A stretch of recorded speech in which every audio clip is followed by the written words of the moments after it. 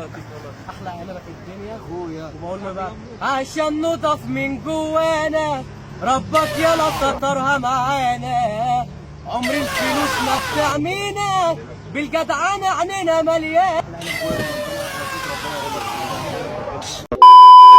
تخيل كده إنك قدام 200,000 متفرج وبلد كاملة بتغني وبتحتفل قبل ما الماتش يخلص، وتيجي 90 دقيقة تقلب الفرحة الهم.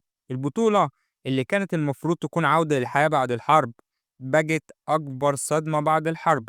معاكم النهاردة من سلسلة حواديت المونديال عن كأس العالم 1950 بعنوان حلم البرازيل اللي جلب كابوس في قلب المراكانة. العالم بعد الحرب.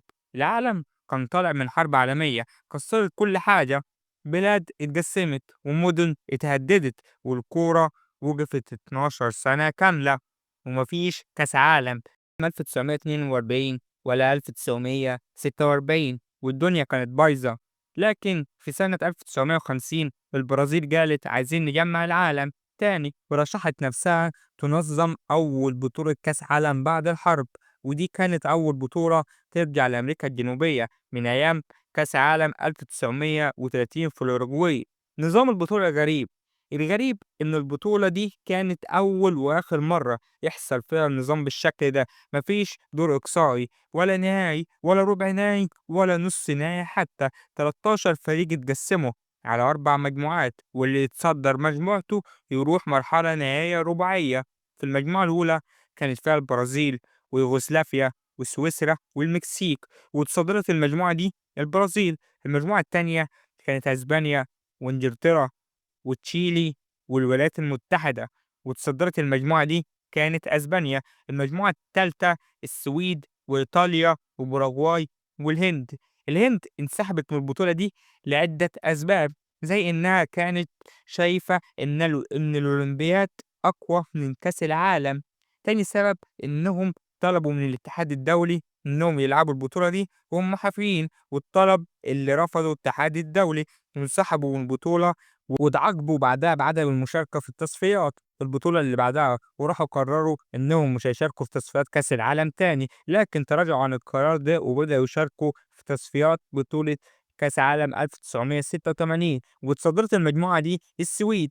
المجموعة الرابعة اللي كانت المفروض تكون 3 فرق، كانت فيها الأوروغواي وبوليفيا وفرنسا، اللي انسحبت علشان فيفا كانت محددة ليها ماتشين في مدينتين مختلفتين خلال يومين. الله على السجع والقافية، تسلم ايديك، اتعلم استاذ محمد يا صلاح مني. المهم، فرنسا شافت انها مستحيل توصل في الوقت المناسب وقرروا ينسحبوا، وتصدرت المجموعة دي الأوروغواي.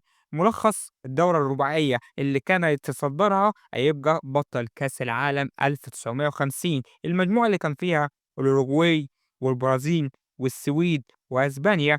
في الماتش الأول أسبانيا ضد الأوروغواي، الماتش خلص تعادل 2-2. الماتش التاني السويد ضد البرازيل، البرازيل اكتسحت السويد 7-1. الماتش التالت البرازيل ضد أسبانيا، البرازيل اكتسحت أسبانيا برضو 6-1. الماتش الرابع السويد ضد الأوروغواي، الأوروغواي تكسب السويد 3-2. في الماتش الخامس أسبانيا ضد السويد، السويد بتكسب أسبانيا 3-1. تعال بقى على الماتش التاريخي وأقول لك ليه. لو جينا نحسب ملخص الدورة الرباعية اللي أنا قلته ده، هنلاقي إن البرازيل معاهم 4 نقط. هتقول لي إزاي 4 نقط؟ أقول لك زي ما أنا قلت لك في الحلقة الأولى من سلسلة حواديت المونديال، إن الفوز ساعتها كان بيتحسب بنقطتين.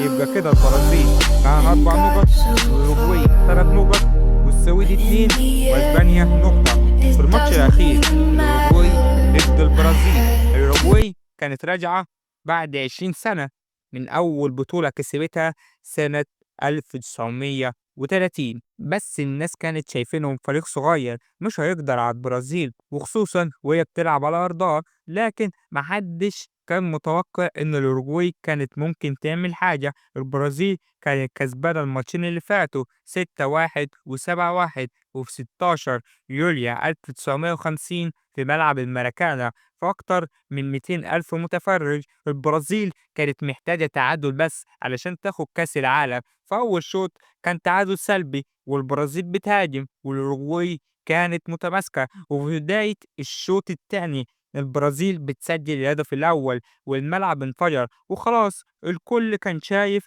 إن الكاس في جيبهم. لكن في الدقيقة 66 الأوروغواي بتسجل التعادل وجمهور البرازيل اتوتر والمنتخب بدأ يهتز. وفي الدقيقة 79 أليسيديس جيغايا بيخترق من الجناح وبيشوط في الزاوية الضيقة وتخش الكرة جول، والمراكانة كان في سكوت تام، مفيش صوت غير صوت احتفال الأوروجوانيين في الملعب. ايه الفرق بين الرجل والمرأة لو كل الناس الفرق وكل الناس عارفاه؟ ايه لازمتها الدخلة ده ارفع السوى؟ انا جايب دخلة برضه روح امك. انا جايب دخلة بشهد على ابوك يا محمد هنيم، ابنك بيبلغ عني. ده مش طريقة الكلام ده يا معلم ارفع السوى. بس يا بابا انت معلم بقى بتتكلم عن وقت، انت تمسك الشيشة بقى. بعض الناس في المدرجات أغمى عليهم وبعضهم مات على حسب بعض التقارير، والصحف البرازيلية كانت سودة، وحارس البرازيل شال الليلة والراجل عاش منبوذ، وكل الناس كانت شايفاه سبب الهزيمة رغم إن الخطأ مش كله عليه. بعد الهزيمة دي البرازيل قررت تغير شكلها تماما. كان قميص البرازيل أبيض ومن بعدها قرروا يغيروه للأصفر مع الأخضر والأزرق، القميص اللي احنا كلنا عارفينه النهارده. ومن يومها كلمة المراكانة بقت رمز للهزيمة المذلة، وبقت درس للأجيال في الغرور والثقة الزايدة ممكن تنزلك من سابع سما لسابع أرض. لو بصينا على البطولة دي من بعيد هنلاقيها مش بطولة كورة، دي كانت مرآة العالم بيحاول يقوم بعد الحرب، وبلد كانت بتدور على هويتها الكروية. والبرازيل اتعلمت من الدرس، وبعد 8 سنين كسبت أول كأس عالم في 1958 بوجود شاب صغير اسمه بيليه، يعني من رماد الهزيمة إلى الخروج للمجد. ودي كانت حكاية كأس عالم 1950، البطولة اللي علمت العالم إن الكورة مش دايما بتدي للي يستحقها، لكنها دايما بتحكي أعظم وأعظم قصص كأس العالم.